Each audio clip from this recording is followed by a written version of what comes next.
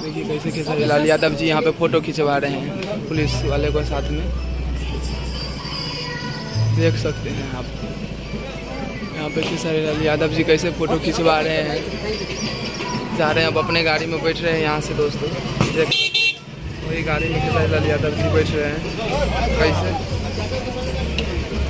बैठ रहे हैं। यही गाड़ी है खेसारी लाल यादव जी का जिसमें वो बैठे हैं, और इसी गाड़ी से वो ये टोयोटा का फॉर्च्यूनर है और फॉर्च्यूनर में भी बैठे हैं। उधर पुलिस वाला गाड़ी है, देख सकते हैं आप। और इसी गाड़ी से वो खेसारी लाल यादव जी अभी गांव में जा रहे हैं लोगों से मिलने के लिए। देखिए